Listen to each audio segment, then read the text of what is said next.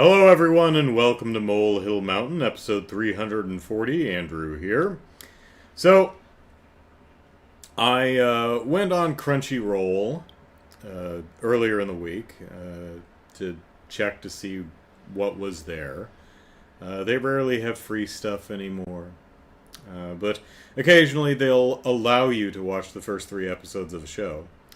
So I watched the first 3 episodes of The Girl I Like Forgot Her Glasses. Because it looked cute. And I found it an interesting show to talk about. Now, if I want to see episode 4 and on, I would have to subscribe to Crunchyroll. I'm not going to. Not for Girl Forgot Her Glasses, specifically at least. The show's fine. Nothing wrong with it. But am I really feeling the need for episode 4? Am I like, man, if only I could keep watching that show? Nah, not really. It's fine.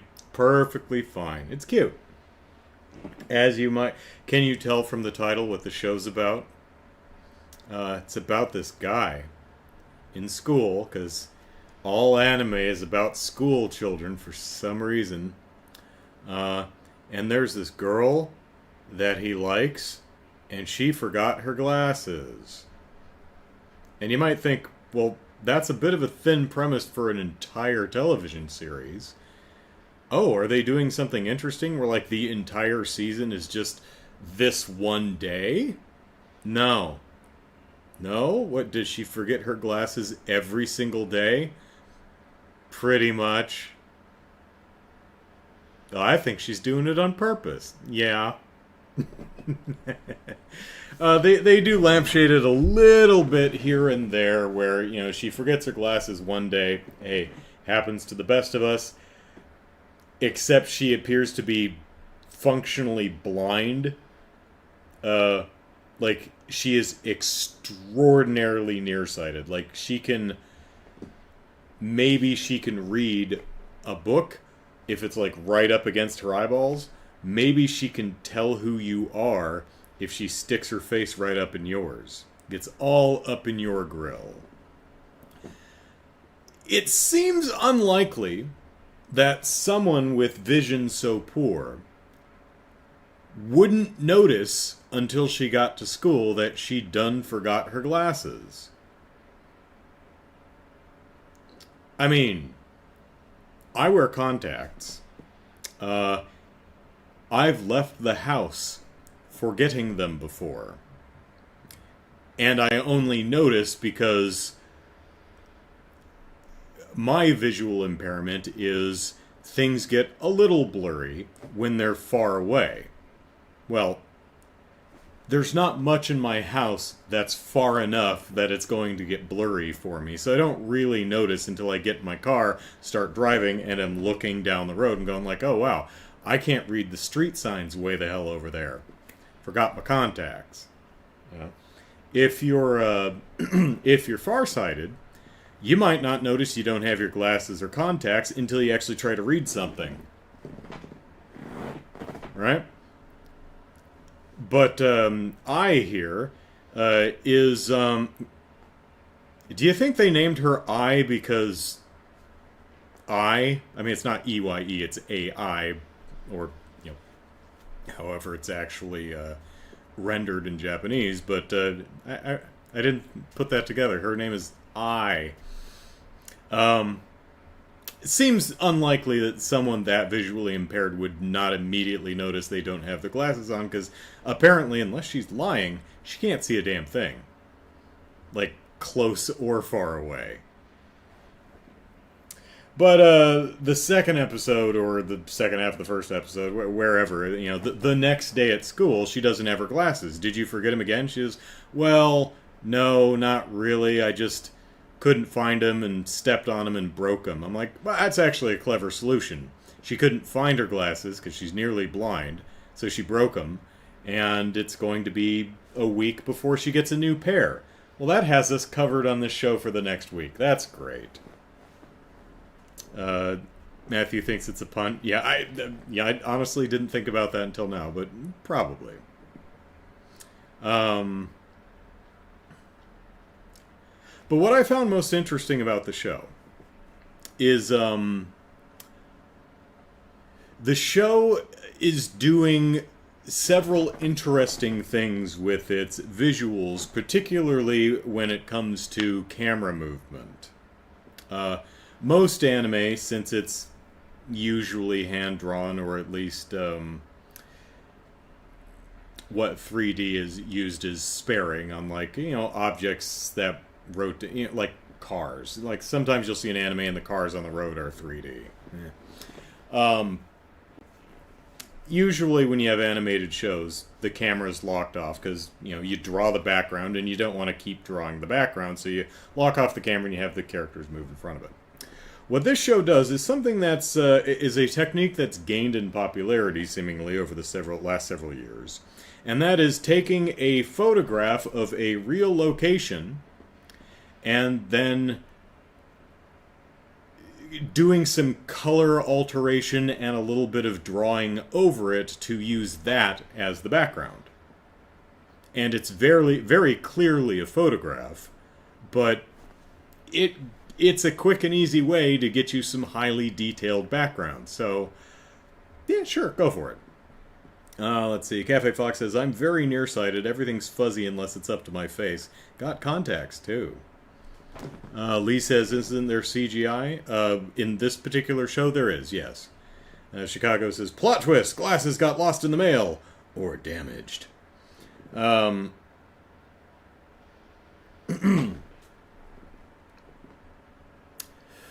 What the show tries to do is create three-dimensional environments, particularly the inside of the school.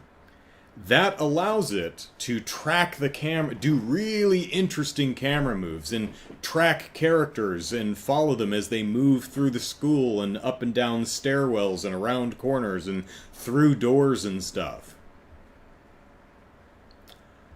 So, this show has a very dynamic camera, particularly compared to most anime you'd see. They really like not only moving the camera and tracking the characters as they move through the school, but also shooting things from weird, interesting angles, like really down low, and not just to stare straight up the female's skirtses, or from real high angles, but just because they can put the cameras in neat locations because they're using a 3D model of a school as their background. The problem is the problem is twofold. Number one, all of these camera moves in regards to are completely unmotivated by the characters or narrative or anything that's actually happening in the show. So it's all fluff. It's all being done because we can. It's being done because it's neat, which, fair enough. But I found it kind of distracting because all these, let's do a super high angle or super low angle, or let's spin the camera around the person and follow them as they journey. It's like, okay, but why? It's what is motivating you to direct the scene this way? 'Cause it's cool? Yeah, okay, fair enough. The second problem is it looks like garbage. And it looks like garbage for a couple reasons. Number one,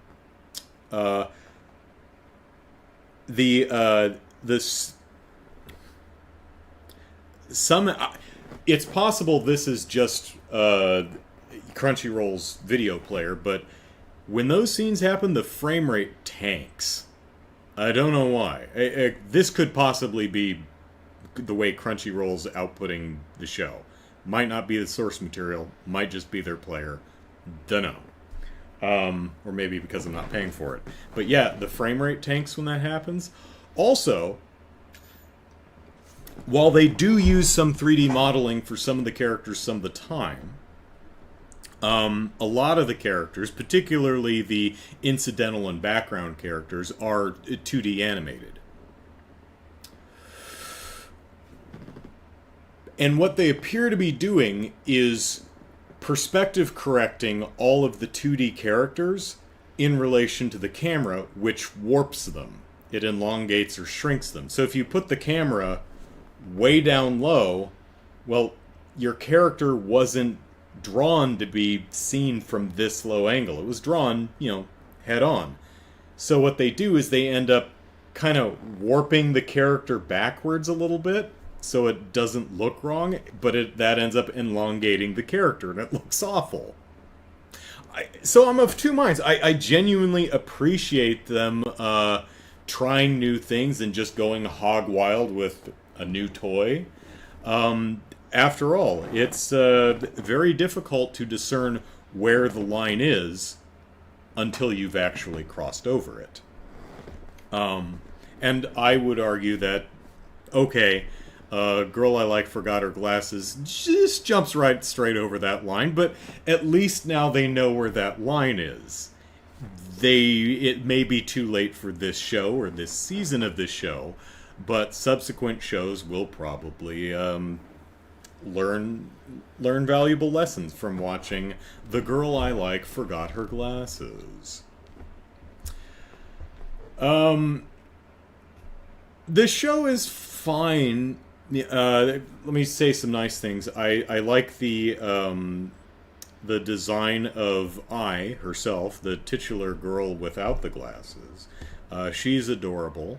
I like the way they draw her squinting face. I think they've had some reference. I mean, it's not really difficult to. It's like, hey, someone with poor eyesight. Anyone? Oh shit! 70% of our animation studio, your eyes are bad. Wow. It's like, what do you look like when you take off your glasses? Okay, yeah. Look in the mirror and draw that. It's like, I don't get it. What am I doing? I don't see anything. Oh, shoot. Okay, I'll draw you then. I also like what they do with her irises. Now this is a CG inlay, but they've got this almost swirling pink galaxy texture that they've applied to her eyeballs, which is, one, weird, but two, works really well because it, for me at least, the way I read it is it's exemplifying our hero, whose name I don't remember. Just every time he looks in her peepers, he's just lost in the infinite depths of her eyes that just reflect the entirety of the cosmos back at him. I think it's a nice creative choice. It's visually attractive and thematically appropriate, unlike the unmotivated camera moves that this show keeps doing.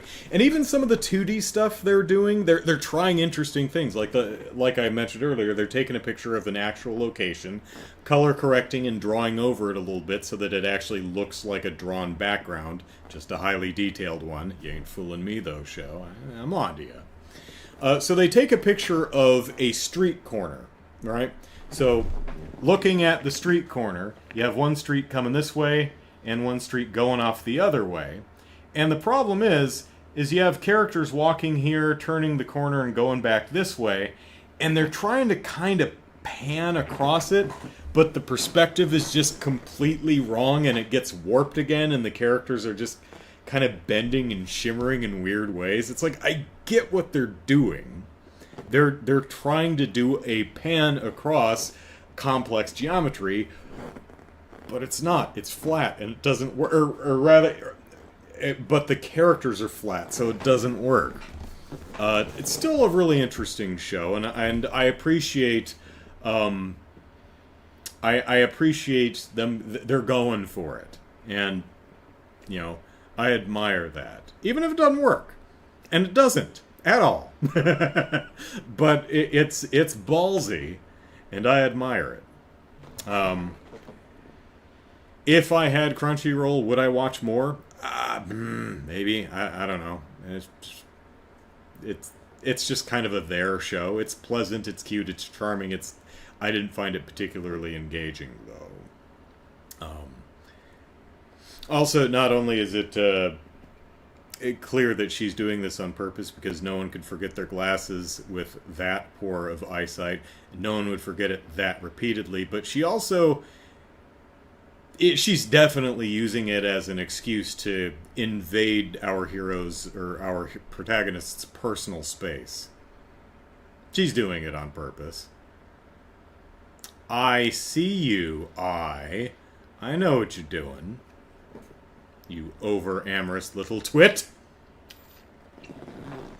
And here's the fun thing, you don't actually need the excuse. The dude's totally into you. Or maybe is the excuse for yourself. Might want to talk to your therapist, Anyway, Girl I Like Forgot Her Glasses. It's on Crunchyroll if you want to watch it. Matthew's been playing Baldur's Gate 3. Okay. Have any interesting encounters with bears? Reverend Werewolf, haven't seen you in a little while. Hello. Says Crunchyroll's video player is horrible these days. Every time I rewind, it says, oops, something must have gone wrong. Then I have to restart the episode. I remember when Hulu, I think, had like just the worst player of any streaming services player ever. Lee says taking a slife will help where can dry yourself without taking a selfie, I guess. Okay. No interesting encounters with bears. Well, okay. Just wondering. Keep the bear spray handy. You never know when those bears will come after you. Hope I'm remembering the correct game. Apparently, there's a sexual encounter with a bear. I think it's Baldur's Gate 3. It could be one of the other ones, but that's funny. I should probably watch that video. I just heard about it. I'm like, oh, that's fun.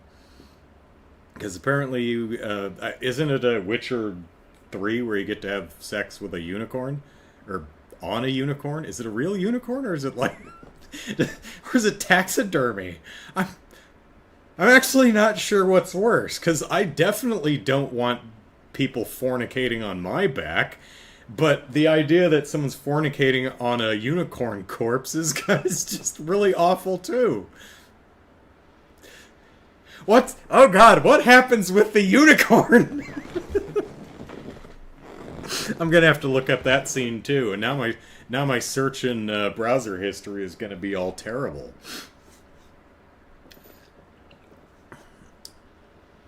It's not the bear.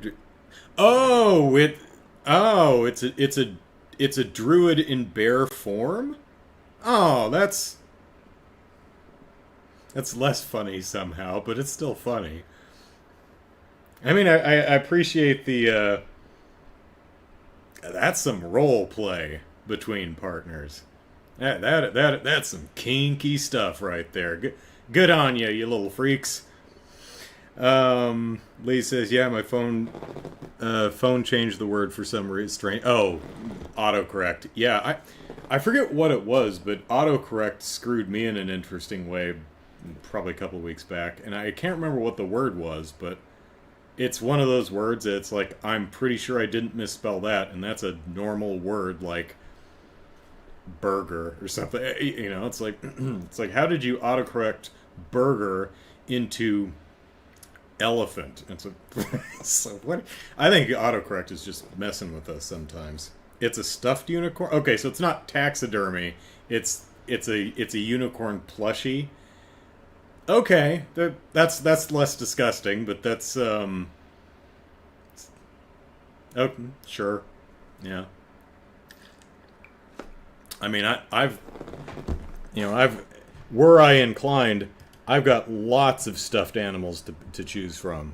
So, if a hypothetical partner and I were so inclined, anyway. Just saying we have options. Except Benny Bear, because Benny Bear is a little older than I am, and one should not touch Benny because he's going to fall apart. Because that's that little stuffed toy is really old. I've shown him off before. I'll show him off again. Show and tell! We all love show and tell.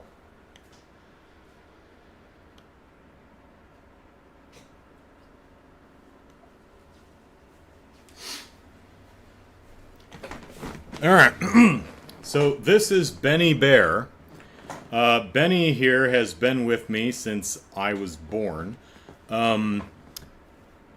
So I'm sure this stuffed toy was manufactured prior to my birth, but if I'm remembering correctly, this was given to me while I was still in the hospital after being born. Because after I was born, they had to put me in the oven because I was jaundiced as hell, and then I stayed apparently for a little while longer. So this was given to Mom, who was giving it to me. So I've had this stuffed toy my entire life. Now, a couple interesting things about this particular stuffed toy.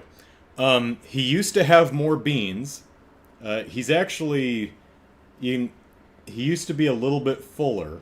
He's lost his... because his skin is getting porous, and the beans inside, little granules, are falling out through the porous nature of his skin. Also, he used to be white. He's very gray now. I'm very hesitant to do a sturdy... like, I'm certainly not throwing him in the laundry. You know, you can kind of wipe him, that's about it. But, yeah, he's really old and he's going to fall apart. Also, this is not his original nose. You can see the eyeballs are hard. His nose used to be a hard plastic nose, but it fell off at some point, so we replaced it with Dodger Dog's tail. I grew up in California. We went to the Dodger game, I guess, at some point and bought a Dodger Dog, and then pulled his tail off and sewed it onto Benny's face. So Benny Bear's nose is Dodger Dog's tail. And that's also why Benny is not on that tower. He lays on a nightstand next to my bed, just kind of flat, so that you don't bump him, you don't knock him off of stuff. I don't hit him with a vacuum cleaner.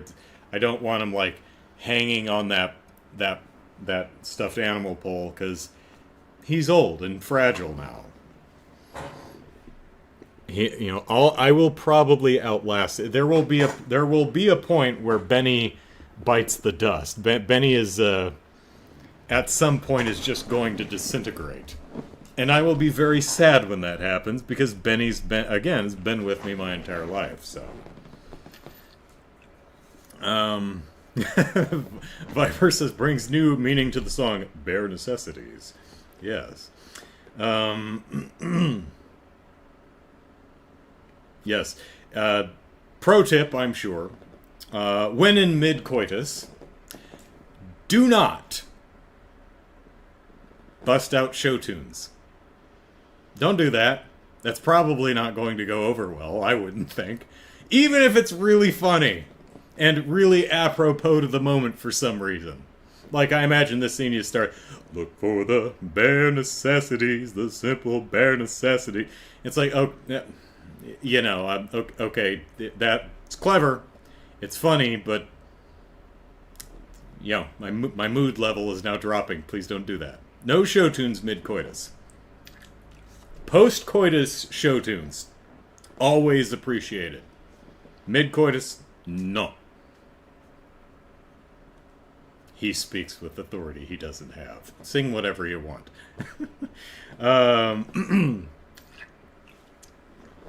Lee says, wow, that bear is older than me. Yeah.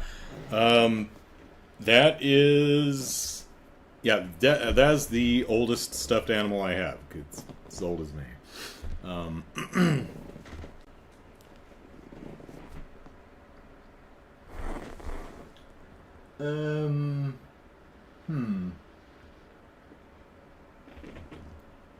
I'm thinking of one that I don't think it actually predates me. Yeah, I'm pretty sure Benny's my oldest one. By a bit. I've got a couple there that are from when I was very young. Like maybe definitely younger than 5.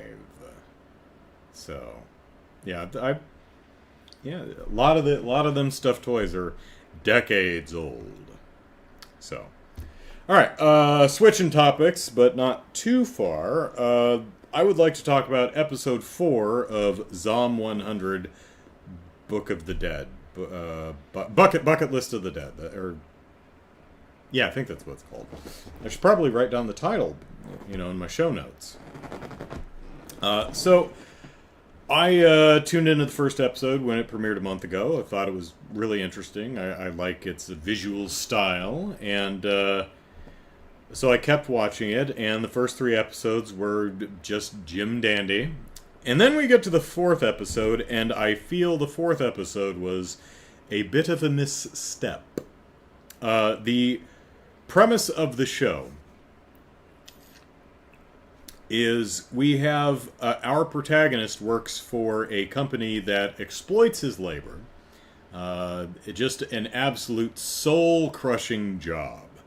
To the point where he doesn't do anything, he's super depressed, and he just really doesn't want to go to work.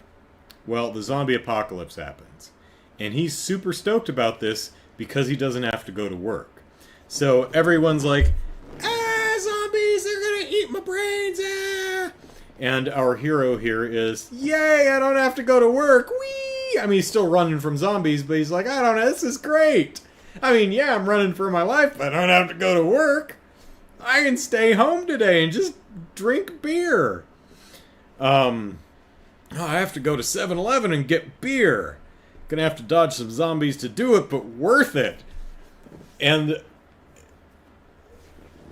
that's a funny attitude. There is an element of this guy's just completely oblivious to the horror. Like, he's just been...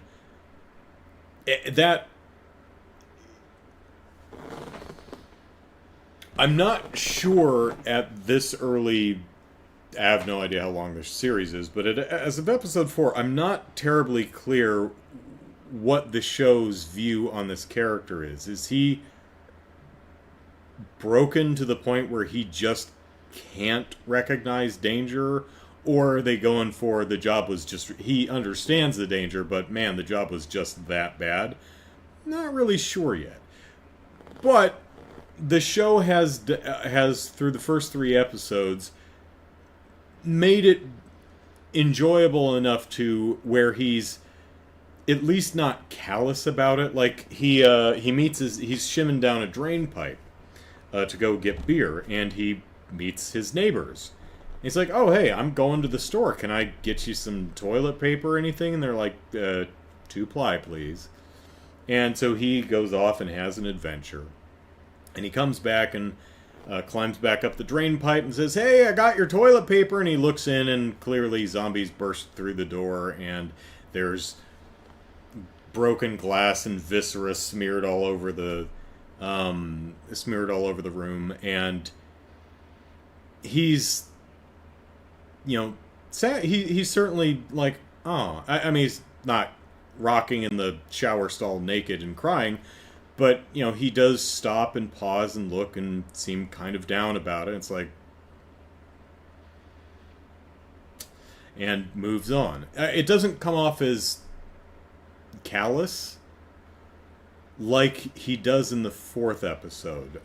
By this point in the series, he's reconnected with an old friend of his from college, and they are living on the roof of a building, and they're thinking about, what do we want to do before we get eaten by zombies? It's like, well, I want to play my little zombie shooter games on a big 4-screen 4K TV, and I want to wine and dine a flight attendant.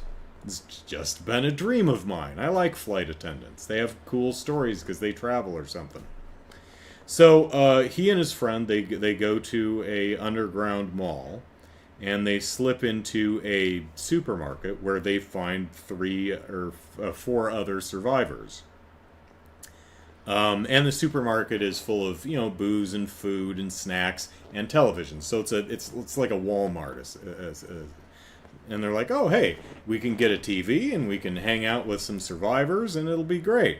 And wouldn't you know it, 3 or at least 2 or 3 of the survivors are flight attendants. Great. So we can grab some snacks, and we can light a fire, and we can wine and dine and flirt and have fun with flight attendants and cross that thing off the list, and then tomorrow we'll grab a TV and we'll leave. Great. Well, this is a... Matthew says, nah, he just finds zombie apocalypse less bad than his job. I agree. I think that at least the first 3 episodes, that really felt like what they were going for. So, yeah, I agree with that interpretation. But I felt episode 4 didn't do it so well because, in spoilers for the episode, as you might imagine, one of the survivors is bit. So he turns into a zombie and then attacks one of the other survivors and so on and so forth. And, well, all of the 4 survivors that they meet in the Walmart or whatever it is, they all die. They all turn into zombies. And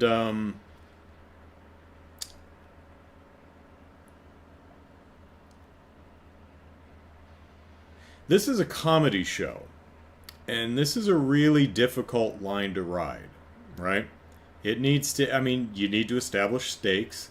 You're in the zombie apocalypse. People are going to die. And you have to make it fun, and you have to make it scary and fun and tense, but keep a sense of humor and excitement about it without being callous about other people dying. Particularly people that you've just made a connection with. And both of the characters come off as not just callous, but genuinely psychopathic. Like, being completely unable to give the slightest shit about the people that you seem to have just formed a connection with being eviscerated in front of you. The friend sleeps with one of the survivors and then gets up to take a leak or something. And then, she gets bit. And so the underwear-clad corpse of the woman he just slept with is shambling towards him. And just nothing.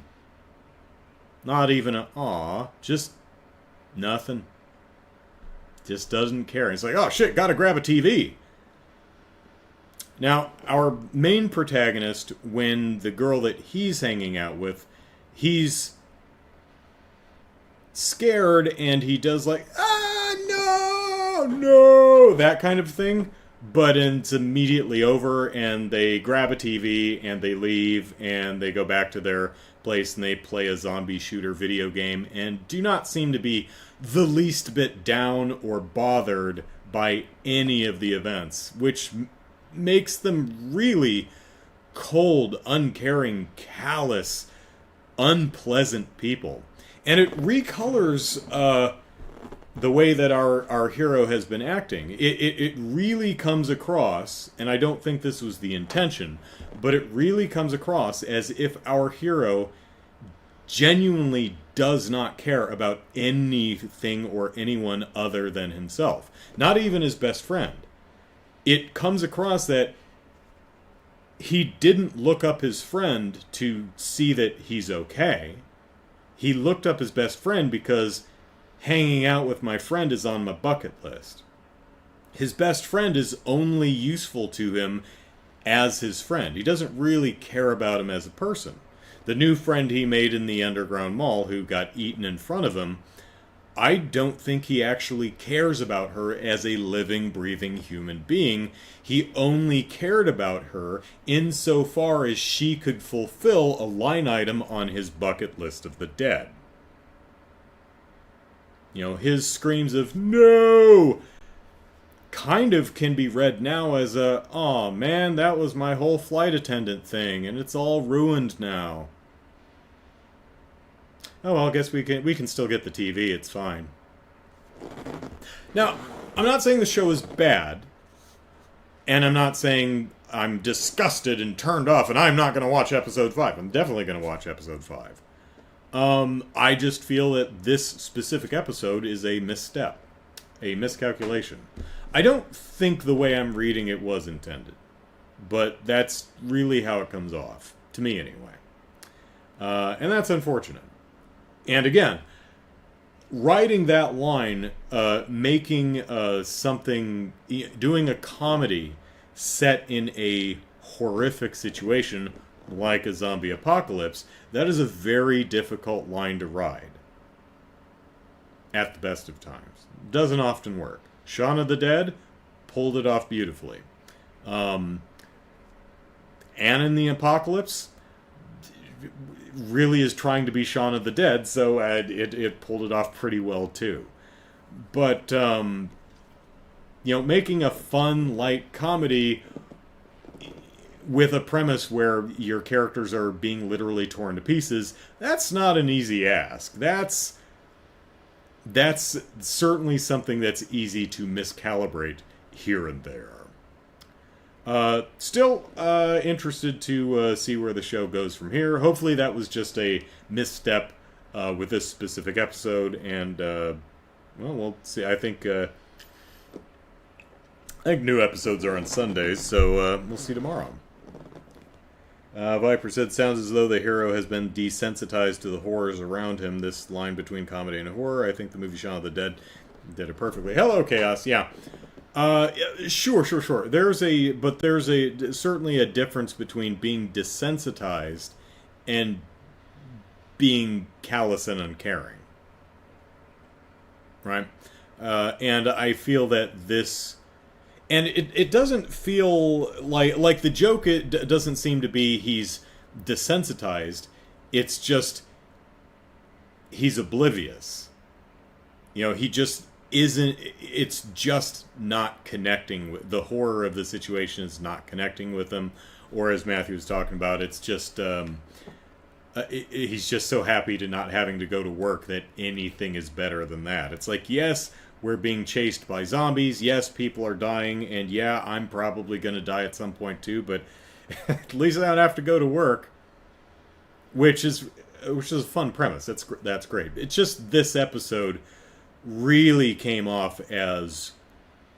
did not present its characters in a great light. Because they both just genuinely did not seem to care. Like, to both of them... it appears that other people don't mean anything. They are just a means to an end. It's like, well, she's a zombie now. Certainly can't drink with her, can't sleep with her. So, I mean, maybe I wouldn't recommend it. You'll probably die. There's the... I forget who wrote it, but there's the survival guide to the zombie apocalypse or something like that. There's a section of the book that talks about whether... zombies and humans are interfertile, and they're like, pretty sure no, but no one's actually tried it, or at least we've heard some have tried it, but they just get eaten. So yeah, who knows? But yeah, certainly an interesting turn for that episode. Viper says Shaun of the Dead is pretty much how most of the general populace of England would actually react to zombies. Well, maybe some of you'd survive. Seems like, what is 1 in 5 or 1 in 6 survive? Something like that in both groups. Alright, let's see what's next. Okay, I watched a movie called Royal Warriors. That's the localized title. I don't remember what the original was. But it's one of the early Michelle Yeoh movies. One I'd not seen.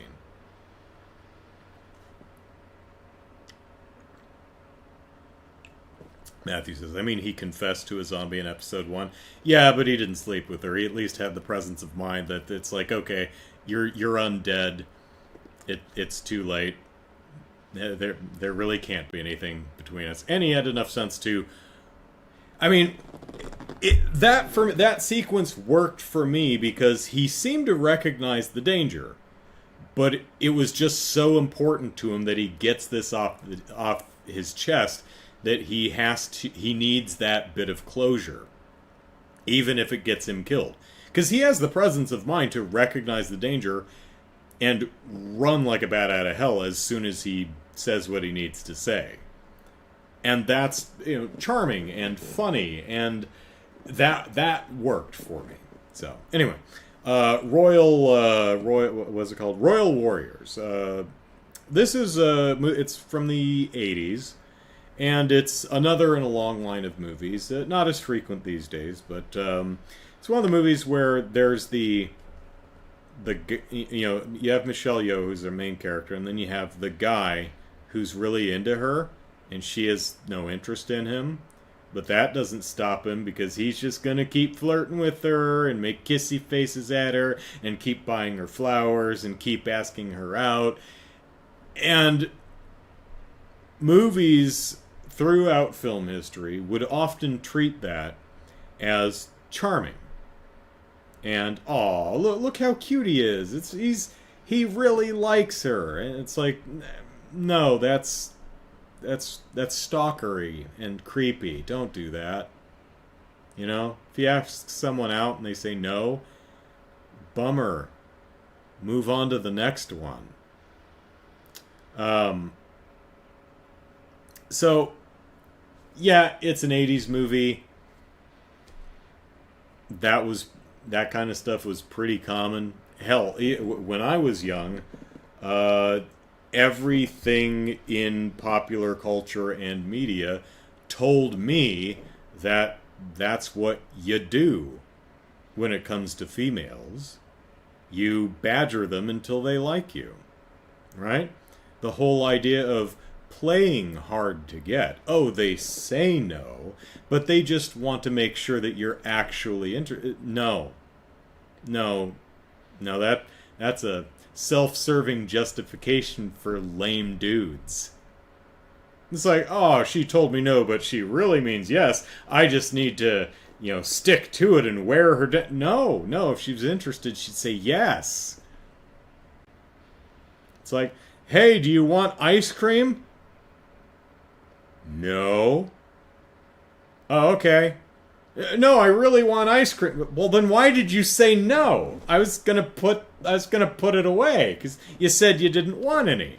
No, most reasonable people will like, hell yeah, I want ice cream. Ice cream good. Unless it's butter pecan. Flush that down the toilet. Nothing against butter pecan. I was just trying to think of a funny ice cream name. But here's the interesting thing about the creepy stalker guy who's played as cute and charming in Royal Warriors. He dies. Wasn't expecting that. Spoilers for a 30-some-year-old movie. Wasn't expecting that. Wasn't sorry to see him go. Because he sucks. But yeah, he not only does this character die, which was unexpected, but his corpse gets damseled. I kid you not. The villain of the movie digs up his corpse from the cemetery and holds it hostage. And so the climax of the movie is the bad guy jeopardizing the integrity of this guy's corpse, and Michelle Yeoh and someone else have to fight him to get it back in one piece, I guess. Because I'm gonna blow up this corpse. I'm gonna desecrate the hell out of this guy. No! Explosions, gunshots, fisticuffs, literally a tank. She brings a tank. There's a tank in the fight to get the corpse back. It's a hell of a thing. Is it a good movie? Nah. It's got some inventive action in it, though. There's some good good fisticuffs and weapon fights and gun fights and vehicular chases. There's actually one really great bit where a car drives past and one of the heroes is running after the car and makes a flying leap, to land on the hood or the roof, or maybe grab onto the bumper and get dragged along. And it's no, she just completely misses and belly flops in the street. It's like, I'm like, did I see that right? I had to rewind it. It's like, yeah. So, interesting. Not one of the greatest martial arts movies I've ever seen. It's not something I'd put on a list of beat 'em ups that you must see before you pass. But it's certainly an interesting film. It's got some nice action in it, and I am endlessly amused by the decision not just to kill off the would-be love interest, but to damsel his damn corpse. So I don't know that I've ever seen that before. So that was a thing. All right.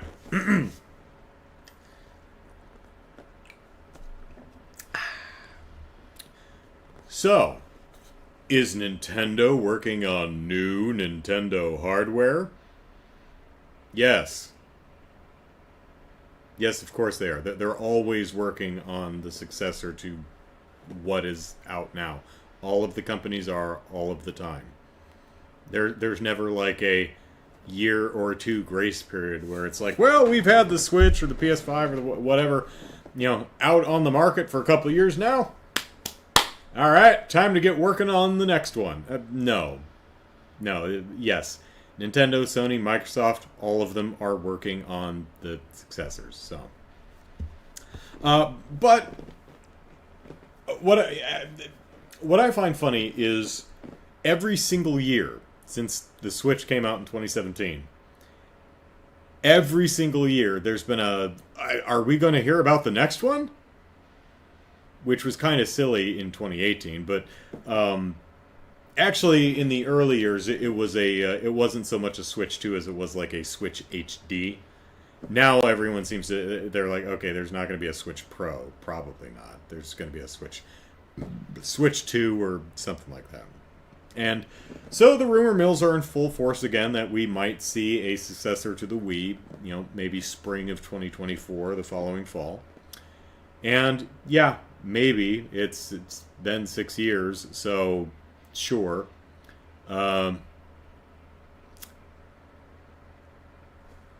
What I'd like to talk about is what would I like to see in new Nintendo hardware? Lee says, it'd be good if they just stick with one and never make a new one. Viper says, I hope it's, whatever it is, it's backward compatible. That is handy. Yeah. I understand sometimes it's impossible, but it certainly is a handy feature. The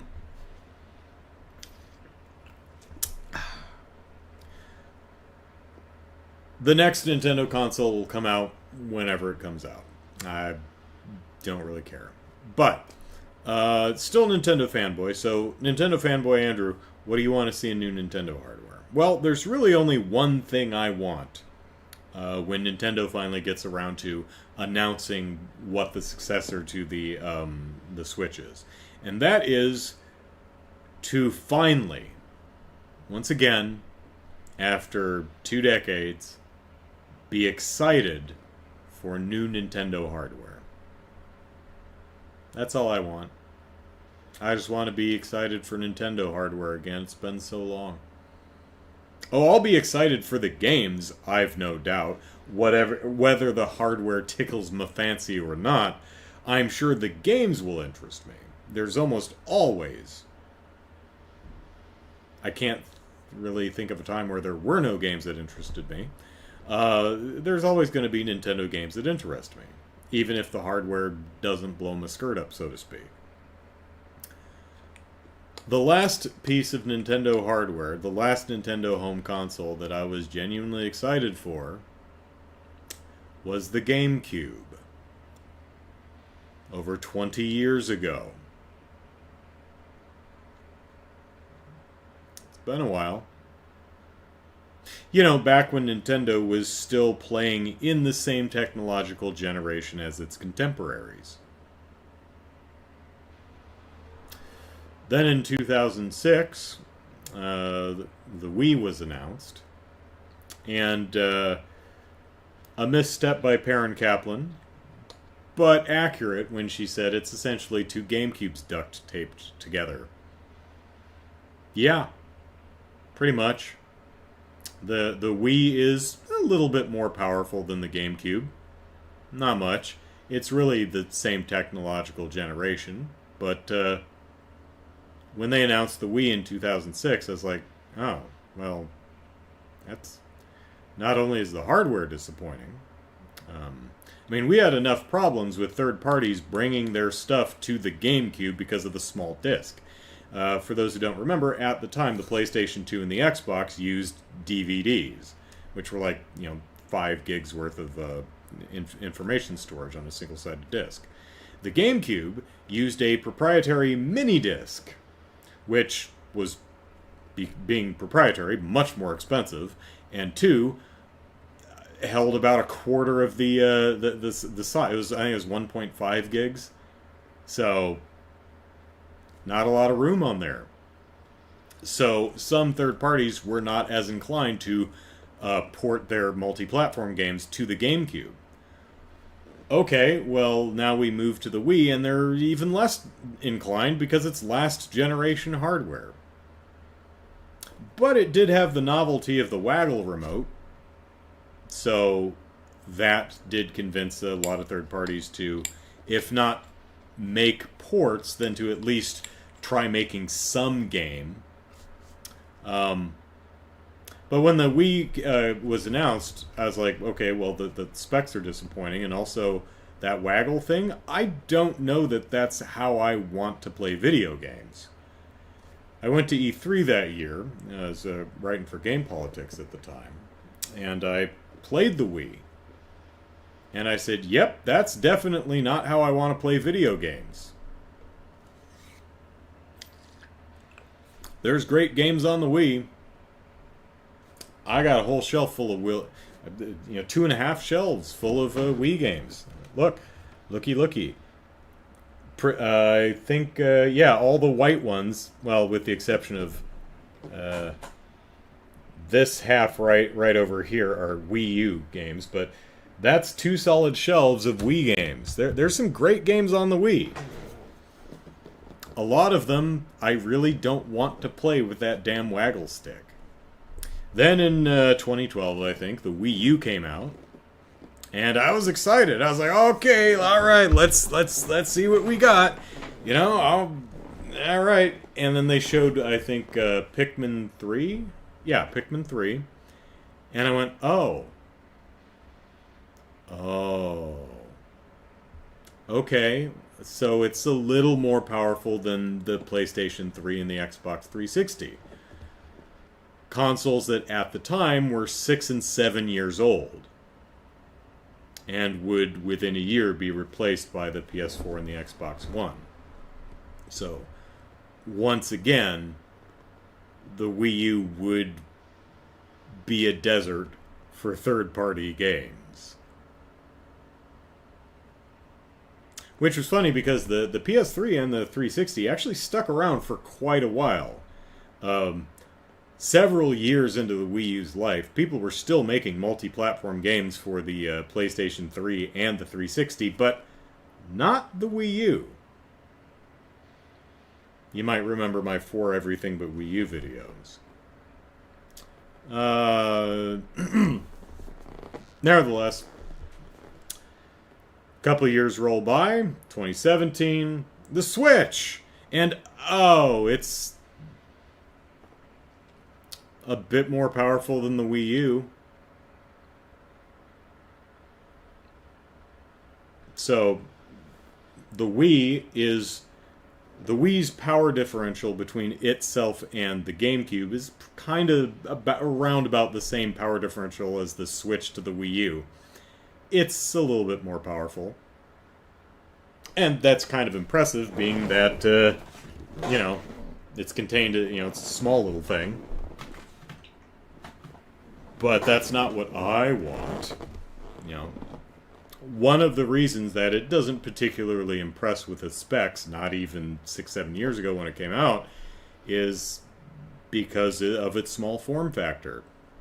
If you want it that small and you want it to be affordable, it's not going to be as powerful as the forthcoming PS5 or the Xbox One X. Hell, it's nowhere near as powerful as the PS4 and the Xbox One. So the Switch is currently almost 2 entire generations behind. but it is portable, which is a definite value prospect for many gamers. Sadly, I'm not one of them. I don't value portability at all. I'm a ass on the couch kind of gamer, so. So, whatever the new Nintendo console ends up being, I hope it's something that excites me. Now, will it have to rival the power, or will it have to be significantly better than a PS5 or an Xbox One X?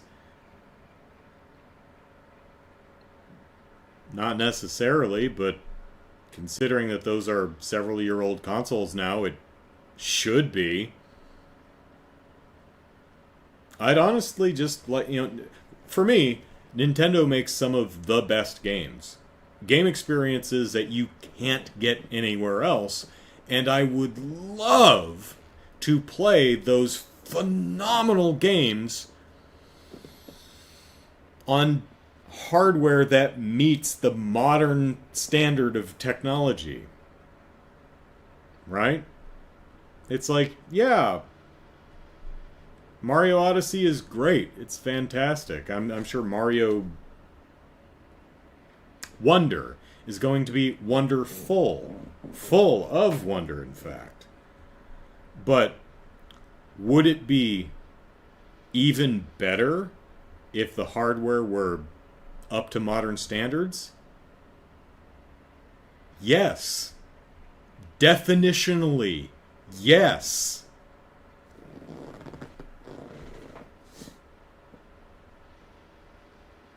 It's kind of a shame to play all these genuinely fantastic games, your Marios, your Metroids, your Zeldas, and going like, wow, these are such phenomenal games. And they're really being held back by the hardware. They could be so much better.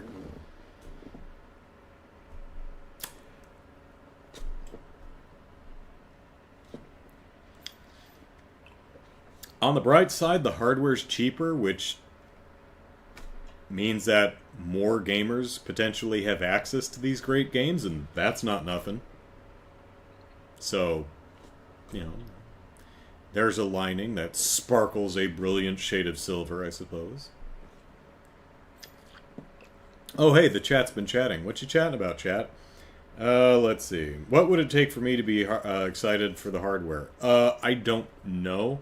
I mean, hardware meeting modern standards I'd find exciting, because I'd be able to play the games that I know are going to be fantastic with modern presentations, with modern fidelity. Yeah, right?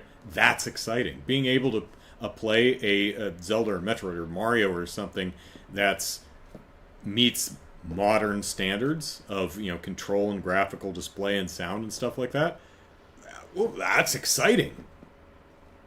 Could there be some other unique quirk of hardware that I'd find exciting? Yeah. Do I know what it is? Nope. No.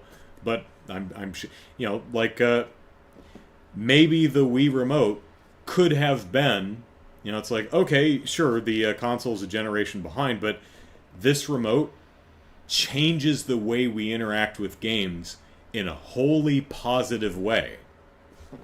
Okay, that could be exciting.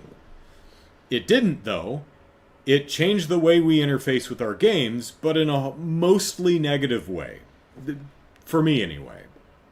I really don't like playing, with a couple exceptions. Some games work quite well, like the Trauma Team game. That works pretty well with the remote.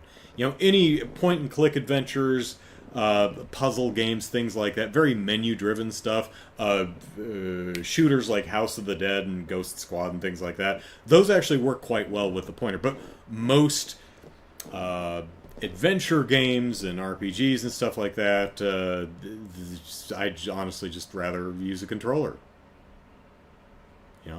Why do this when you can just hit a button, right? So there could, Nintendo could, the Wii U. Okay, so it's a bit more powerful than the current generation of very old hardware, but it's got this neat little touch screen in the center. It's got a screen on the controller. And that allows you to interface with games in a wholly positive new way. Neat. Unfortunately, there was really only one game that did that, and that was Zombie U. And it was genuinely very, very cool. Unfortunately, that was apparently like the only idea anyone ever had beyond, I don't know, just, I guess, put a map on there. Which was actually pretty convenient. You play a game and you're like, where in Hyrule am I? Oh, okay. Actually worked kind of nicely. I mean, it's not too far removed. Tearing your eyes from the screen to look here, to manage your inventory or stare at a map, is not too far removed from pressing pause and changing the view on the screen you're already looking at. But, you know, when we moved on from the Wii U generation, I remember, you know, I'll admit, I did find myself doing this. Bum, bum, bum. Oh, there's no map here. You know, I did find myself doing that occasionally, but that Zombie U was like the only thing that really took advantage of the controller's screen in a way that fundamentally changed the way you interacted with the experience in a positive, in a wholly positive way, I would say. Unfortunately, that was about it. And it's like, oh, you've got no ideas for this. Huh. Let's see.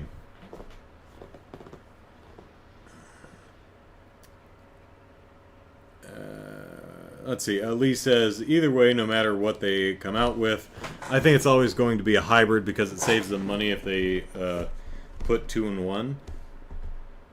I actually don't know. I mean,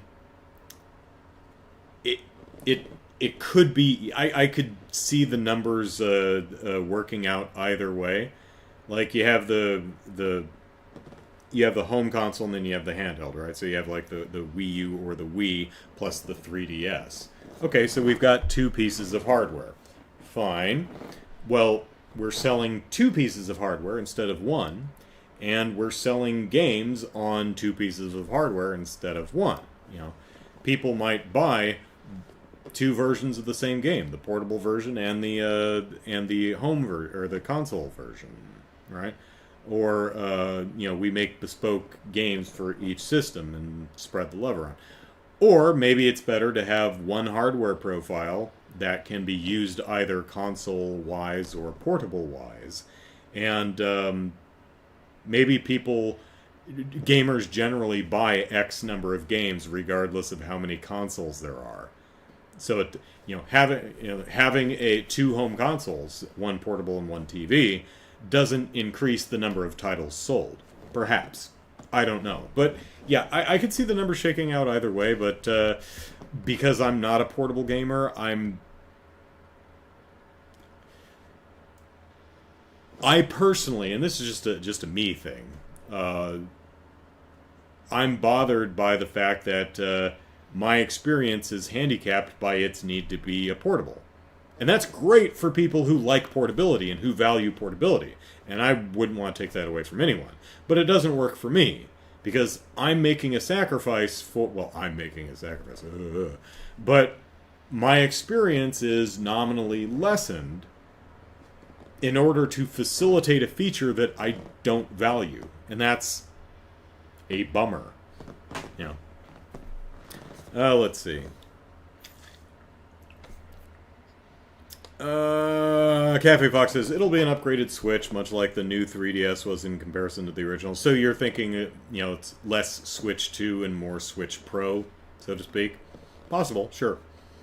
Viper says, I was the same with the Wii. Cool gimmick, but so many games could have been better without the gimmick. Donkey Kong Country Returns, Metroid Prime 3, Skyward Sword. Yeah, Donkey Kong Country Returns is a phenomenal game. But shaking the controller to roll, or did you have to blow on the speaker to blow? I don't remember, but yeah, that sucked. I think the slamming the controller to do the slam move, that I didn't have as big a problem with because it was a move that you didn't do too much. right? It was only a once in a while move, so it kind of felt good to slam the controller down and have Donkey Kong do a slam. But yeah, Tropical Freeze is far and away the better game, even despite the controls, but particularly because you just play it with a controller. I mean, even if you don't personally like the Wii U controller, I never had a problem with it. I mean, it could have been better. I don't know what this stick is doing up here. This is weird. You know, stick should be down here, but but I mean, Sony still gets this wrong. You know, this stick should be over here. These two need to be swapped. This is in the wrong place. Stop doing that. That's wrong.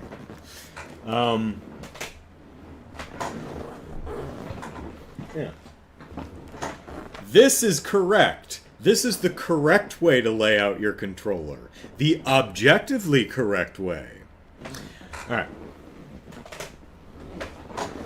And objective because where your thumbs naturally lie on the controller should be the controls that you use the most often. Which control do you use most often with your left thumb? The control stick. So the control stick, unless you, this may vary gamer to gamer. You might play all puzzle games and fighters, in which case, yeah, I guess the D-pad would be the one you use most often. But most games, I think, are going to primarily use the control stick, so the control stick should be in the home position, the position where your thumb normally is. And Sony's got that wrong. Meanwhile, Nintendo with the Wii U, where's your right thumb? What's it usually doing? The buttons. The buttons. So the buttons should be in the home position. But they got it backwards. They put it on the stick, which is typically the camera. It's hard being right about everything and having no power. All right. That's my personal preference. That's my theory of control layout, anyway. Let's see.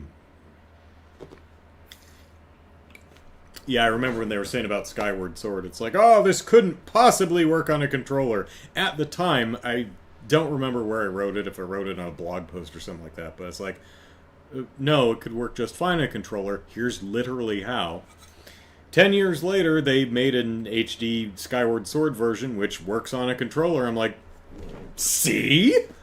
I was right. Again. As always.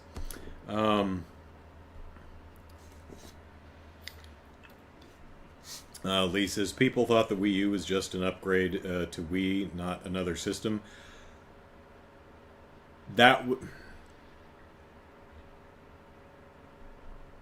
I still feel that anyone who actually watched the E3 present... Now, if you're just a parent or something reading in the newspaper or watching on TV, it's like, oh, Nintendo came out with the Wii U.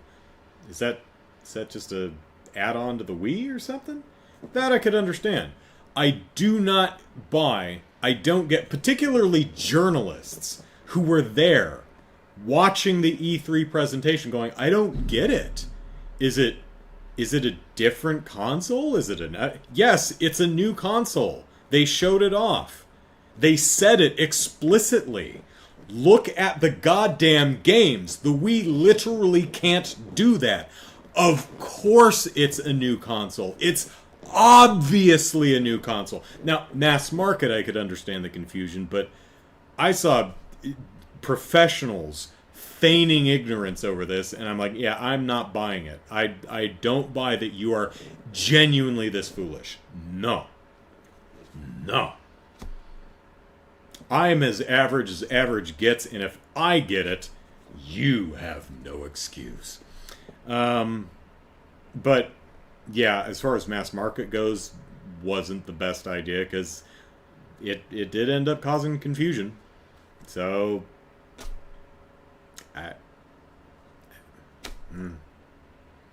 although it's weird that Xbox never seems to have that problem. Well, I don't know. Will the Xbox One X, is that just a add-on to the Xbox One, or is it a new console? They didn't seem to have a problem. Weird. Wii U marketing was horrible, so many people had no idea what it was. Again, I don't agree. I saw the marketing. It was clear as day that this is a new console. I genuinely don't understand how anyone could look at this and go, I don't understand. Is it a new console? Yes. Yes, it is. Clearly it is. Look at the games. It's obviously a new console. Now, Mom, of course, wouldn't know. She's like, I don't know. I don't know what Wii games look like. I don't know what Wii... No, I can't tell the difference. I can't tell a generational leap between graphics. Piss off. Yeah. Okay, fine. But, your average gamer, and particularly game journalist, no excuse. No. Clearly a new console. I don't agree that the marketing was that bad. I agree that the name is garbage. Because it doesn't even make any sense. Well, Weaver... well, Wii's kind of a dumb name anyway, but... which I never got tired of making fun of. Let's see. Viper continues, I think the success of the Switch is mainly because Nintendo played on their strengths since their handhelds have always sold well, so combine the two. Yeah. Also, they've got great games. I mean, they've got some of the most valuable IP out there. Mario, Zelda, Metroid, blah, blah, blah. Pokemon. But yeah, a lot of people were like, whoa, wait. So it's like the Wii U, but I can go further than, like, my bathroom with it. I could, like, go outside? Yeah. Yeah, you get on a plane. Wow! And me, I'm sitting here like, okay, cool, neat, but why would I want to do that? It just doesn't appeal to me. But they found a feature that appealed to many. I know a lot of people who would prefer to play, and this is just weird to me. I know a bunch of people who would really genuinely prefer to play their Switch like this instead of on the TV. And they don't, like, have family who's busy using the TV. They just genuinely rather prefer it like this. Cool. I genuinely don't get that at all. I mean, that's as foreign to me as people who just genuinely don't care what's true. That's just, I can't wrap my head around it. That's just not how my brain operates. So, Steam Deck is more powerful than Switch. Oh, Jesus, yes. Yeah. It quite so, Lee. Quite so, yeah. Nintendo needs to learn from Steam. I mean, there are some things it could learn from Valve, sure. Or from, if you mean the Steam platform. Somehow Nintendo has allowed its eShop to be even worse than Steam. Like, Steam has received flack for years for just letting any garbage, whether it works or not, on their platform. And somehow Nintendo has made the eShop, like, even worse than that. Like, its navigability, its discoverability, it's still just mostly unworkable, asset flippy, just low effort garbage. Like, you probably saw that, what was it called, The Last Hope or whatever, was in the news for a couple of weeks until they got sued and it got removed. There's just a ton of garbage on there. Like, there's like no vetting. I'm like, I know this is brought up a lot, but it's like, come on, Nintendo. I know the Nintendo seal of quality never actually meant anything, but it's, it's part of the Nintendo lore. I mean, wouldn't it be cool if it did? I mean, I'm not, just have some pride in your online ecosystem, right? Like, if I were throwing a house party, which I definitely wouldn't do, but were I to throw a house party, do an open house, I'd let, most anyone in. But I would exercise some restraint. I would have some standards, right? Like, no bigots. and you can't be covered in dog shit. I mean, that seems like a pretty low bar, right? No bigots, no being caked in dog shit. Pretty much anyone else. I mean, right? We're doing a little... I'm not telling what you can and can't enjoy, but I am exercising a little curation over what I'm allowing in my space. Nintendo, I think, could benefit from doing that with its eShop. Because I don't know anyone who actually browses the eShop. It's impossible. I mean, go to the eShop, look for something specific and buy it? Sure. Browse the eShop? No. Why? I mean, there's arguably just as much literal garbage on Steam, but discoverability is a lot better and a lot easier on Steam. You can actually find interesting things on Steam. On the eShop, it's pretty much just... Also, the eShop just runs like shit. Right? I mean, it's stunningly bad. It takes forever to load. The page transitions are slow. You can only see like maybe 9 games. I can't remember if it's 3 rows or if it's 2. So maybe 6 to 9 games per screen. It's, going into a specific store page and then trying to browse screenshots or like, it's just garbage. It feels like Nintendo doesn't care, like it just doesn't have any pride in this area of the hardware, which is weird to me. So, I would agree that there are some elements from Valve and Steam specifically that Nintendo could learn from, sure. Chaos says, best case scenario, the successor to the Switch will be equal to an Xbox Series S. I'd be stunned if that were the case. But sure. Let's see. Viper says, give me a normal controller with the new hardware instead of having to spend $60 to $80 on a Pro controller. Yeah, I guess maybe I'm old, but controllers shouldn't cost as much as the video game they control, unless we're talking about like that big damn thing from like Steel Battalion or something. Right? Controllers should be $20 to $30. I mean, I get it. They've got all this weird haptic feedback and the trackpad and the analog buttons, and it's like, there's a bunch of bullshit on this thing that we just never friggin' use. Like, I don't know. Do we ever actually use the trackpad much? I mean, occasionally we use it as a button, but do we do much with the actual touchpad? Not in the games I've played. Do we really care about this damn light? I don't.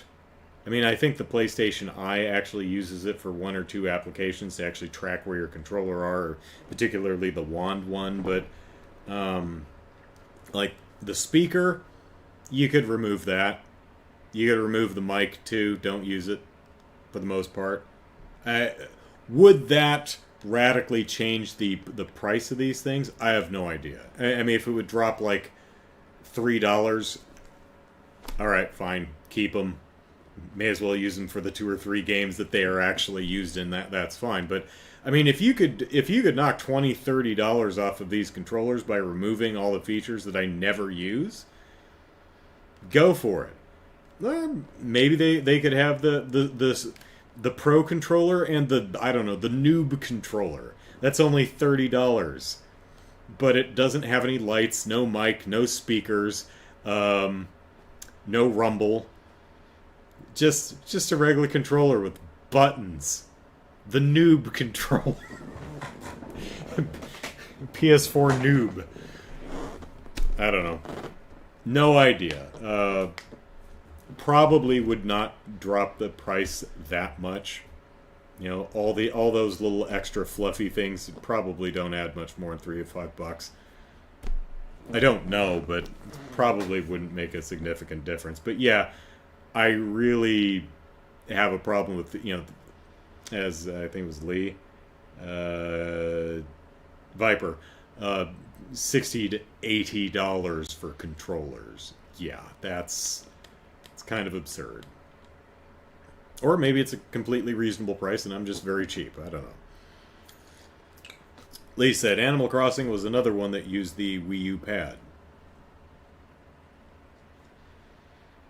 For menu stuff, at least. Yeah, I don't remember. A lot of the games would just mirror the screen on the pad. It's like, okay, whatever. If you really want to play it on this tiny, crappy screen. I actually made a video probably a decade ago now about that. Making fun of the fact it's like I've been playing games since the 80s, and it's like, if only I didn't have to play them on my nice, beautiful television. If I could play it on a cramped 5-inch low-resolution screen with shitty, tinny speakers. Oh, that's what I want. And then the Switch came out and proved me completely wrong. Yeah, apparently that's just what people want. Let's see. MX, Molehill Mountain episode 360 will be about the Xbox 360 most likely. Oh, that's 20 episodes away, but that's not a bad thought. I don't know if I could talk for an hour, but I could probably talk for an hour about anything, but never played much 360. I mean, we could make fun of the Red Ring of Death. Like, I literally don't personally know any Xbox 360 owner who didn't have at least one console Red Ring on them. Not a single one. That's astounding. Chaos, I'm not sure what Chaos was referring to, but when in doubt, people really are that dumb. Yeah, we're humans. Some of us are cool, but God, as a species, we come up short in a lot of areas. We do some cool stuff sometimes, but man, I am disappointed in my species. We got a lot of potential. We don't exercise it or meet it as often as we could and should. I declare. Lee says, I'll cover myself with garage.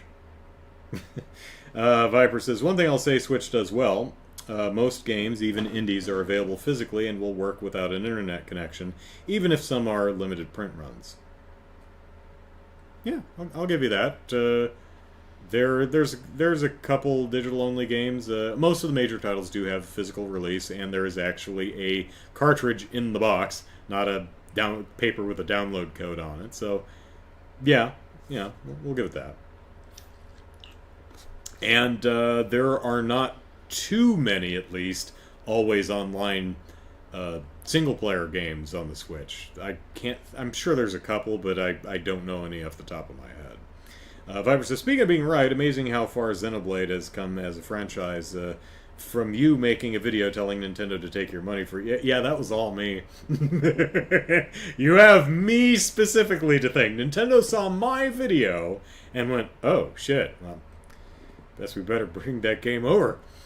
I was actually told by someone at IGN, I think, was like, yeah, there have been people at Nintendo who've seen your video. No, my video probably had nothing to do with it, but, it's nice to... Hopefully whoever at Nintendo actually saw that video got a chuckle out of it. That was before I had a teleprompter, so when I wrote that script, I spent... And that's like 8 minutes or something like that. I spent a week memorizing. And I have a background in, stage performance and plays and stuff, so I can memorize scripts. Just takes time and practice. So that Nintendo, why don't you let me give you my money video. I think the take you see is like take number 8. Took 8 tries to get through that in one take. So a little trivia for you there. I really wish YouTube allowed me to replace audio in existing videos, because I really would have liked to have remastered the audio. Because I recorded it with the microphone built into my work laptop, which is what I recorded it on too. Not a whole hell of a lot I can do with the video, but within the next year, I had the ability to, I learned how to use Audacity, and I figured out how to clean up the sound a little bit, but there's no way to actually replace the sound, unfortunately. So, and I didn't really want to make a new version of the video and upload it as a separate video, so, yeah. Oh, Reverend Werewolf had a 360 and it never red ringed, so there you go. Now, it does not surprise me that there were some 360 owners that did not red ring, but it was a very frequent or very common ailment of that piece of hardware. All right, that's enough yammering. Hopefully, whatever the next Nintendo hardware is something that'll excite me. That would be nice. I mean, I'll look forward to it. The games will at least, I'm sure, be exciting, even if the hardware isn't. But I miss being excited for Nintendo hardware. I remember when the I remember when the Atari 7800 was being added. I was like, holy shit, look at that! I remember when the SNES came out. It's like, oh my god, that's amazing. That's so much better than the NES. And the 64 was all 3D. And then the GameCube came out and it was 3D that didn't look like absolute garbage. And then the Wii came out. It's like the same thing with a crappy controller. I'm like, oh. So I'd maybe I'm just old and nostalgic for my youth. Maybe that's what it is. But yeah, I'd like to be excited for Nintendo hardware again. And I'd like to think that that it's not the case that only technological parity with the with its contemporaries, whatever Sony or Xbox or Microsoft would release right now is the power level that the Switch hardware, Switch 2 hardware, Nintendo hardware, whatever it is, needs to do, or I'm not going to be happy. I don't think that's the case. That's certainly an easy way to do it, but I mean, maybe they'll come up with some gimmick that's actually, oh, holy shit, how did we live our lives without that? As Nintendo's actually done several times throughout the generations. So,